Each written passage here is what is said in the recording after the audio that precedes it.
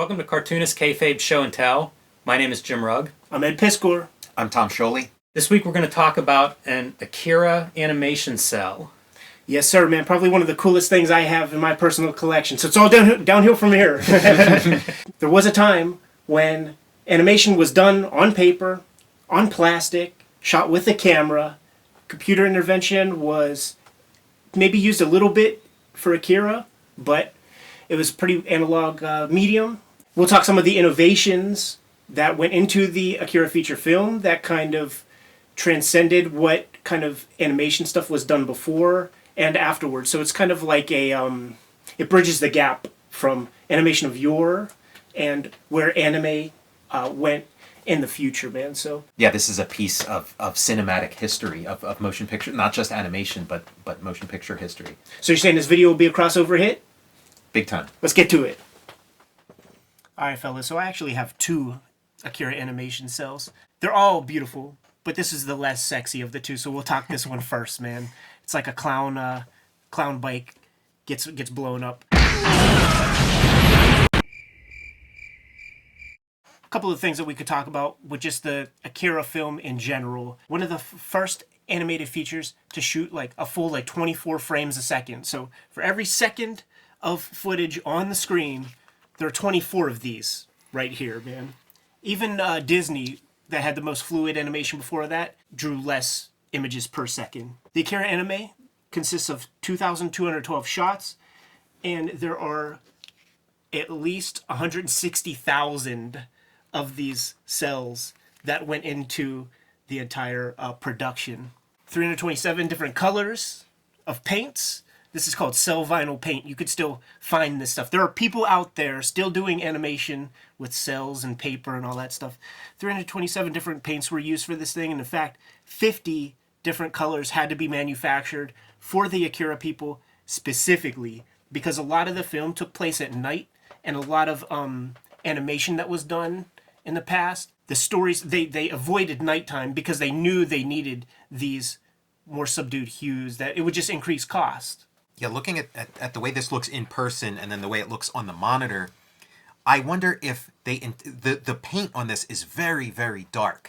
And then this is orange in real life, and then it almost translates into a yellow on the screen. I wonder if they deliberately knew that these things were going to get flooded with light in the filming process, and so you deliberately paint it darker than how you think it's going to appear on screen. This exact cell is that way because let's flip it on the back here. Once they got their initial cell vinyl paints down, they painted an opaque black on top of the paint that they already put down because they were going to project light from underneath the cell. So you wanted this to be as opaque as possible. Of course it's not going to be 100%. Things are going to come through. Perhaps they adjusted accordingly. But we're just burying the lead because we know we want to check out this Tetsuo piece that I have here, man. And I was very fortunate enough. Shouts out to my man, Joe Peacock, who's a very cool cat, who has a few thousand of these cells all to himself. But he's very gracious and generous enough to put these on a traveling display called The Art of Akira that's traveled the country, traveled the world. He's taken trips to Japan and all that. I helped him set up what might have been one of the earliest shows that he put together here in Pittsburgh. And just like as a thank you, man, he slid me a couple of these Akira animation cells. And I'm not a schnurr, but I was real happy to take these, man. And this one's awesome because it has the actual pencil sketch that the cell was kind of drawn from. Here, that's a way to compose that. Man, look at that like this beautiful pencil drawing that, they're going to have to draw like thousands and thousands of, and just the attention to detail on it. And that's not even the final line that's going to make it onto the camera. Just the love that goes into that. Well, the cool thing is that, from what I understand, it would be this piece right here that would be kind of like laser scanned onto the actual cell. So this is not inked over top of the pencil sketch or anything like that. There are some interesting hallmarks that we could point to comics by looking at this pencil version.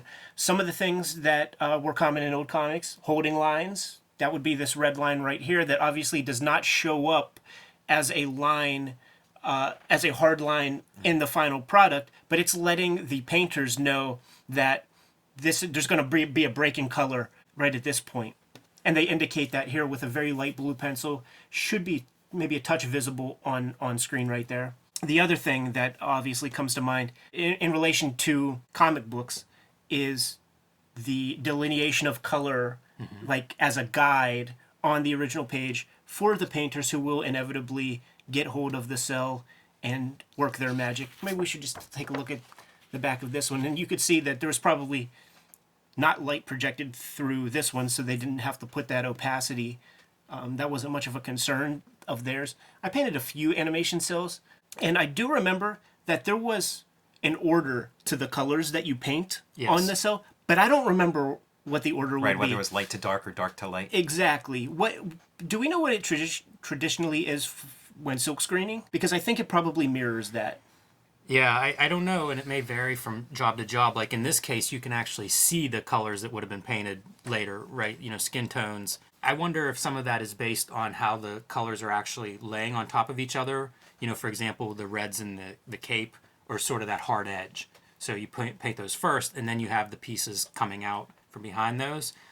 There may be opacity qualities to the colors as well. You know, that would be something you'd run into in screen printing. It's a really cool moment that's captured too, like one of you know, Tetsuo's moments where like the sickness or whatever is really starting to get to him, the headaches. You know, he's really needs like another one of those pills. Of course, this is a one-of-a-kind object, but there are 100,000 of these one-of-a-kind objects, not easily accessible, and I guess these storyboard books aren't that easy to find either, but it's the closest you're probably going to get to have some ephemera from the Akira movies.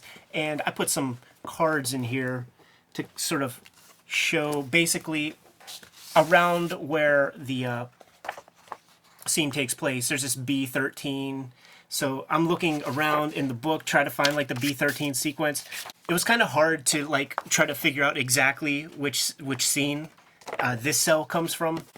You see indications here like B13. I can't exactly figure out like how it corresponds with the information that we're given here. So I imagine that there was probably like a text component to the storyboards. And what these two volumes are, you can see right here, two very chunky books, probably the same thickness as like a volume of Akira.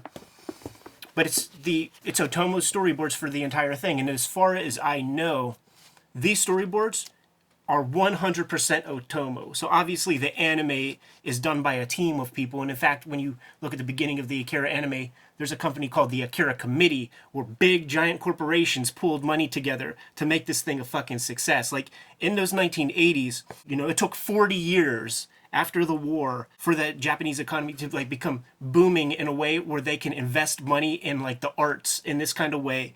And Akira is like one of the biggest benefactors of that. Of course, in manga, Otomo had assistants working on backgrounds and all of that sort of stuff. But when we're talking pure storytelling, we showed this off in an earlier Wizard episode where we were talking about adaptations. This is all 100% Otomo, just making pure storytelling decisions.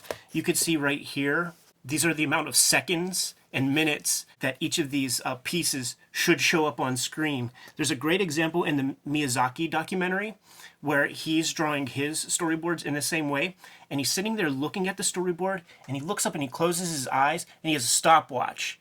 And he does it 2 or 3 times, and he keeps looking at the stopwatch to come up with the exact times that, you know, he sees in his mind when he's kind of laying out the story, man.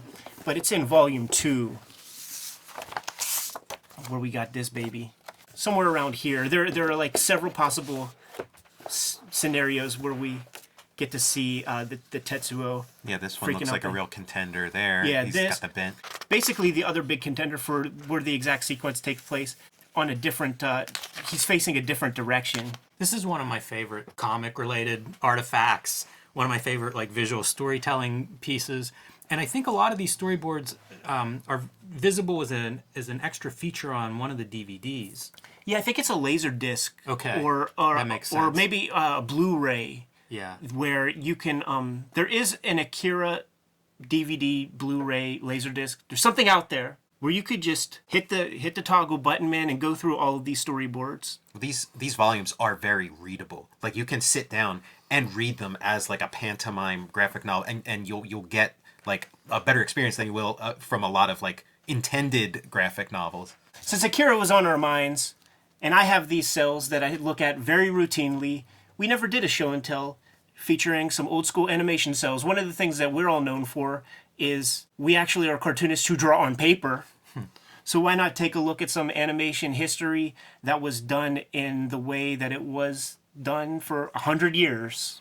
Yeah, a lot of similarities to comics in that it's production art, and a lot of crossover between cartoonists and animators. You know, no better example than Otomo doing his own adaptation of the manga. So, one of the funny things that Peacock told me about this stuff was, even in the 80s, this cell art was pretty much thrown away. In fact, if you would have gotten like an early Laserdisc, they came with a cell. Like you could get an animation cell basically for free thrown in with your Laserdisc purchase. And he described that these items were considered like sawdust, just a byproduct of the end product, which was the feature film. So fellas, I don't know about you, man. It's been fun, but I have comics to draw.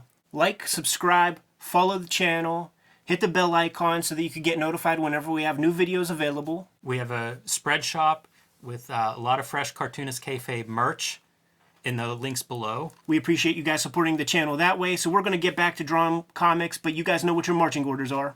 Read more comics.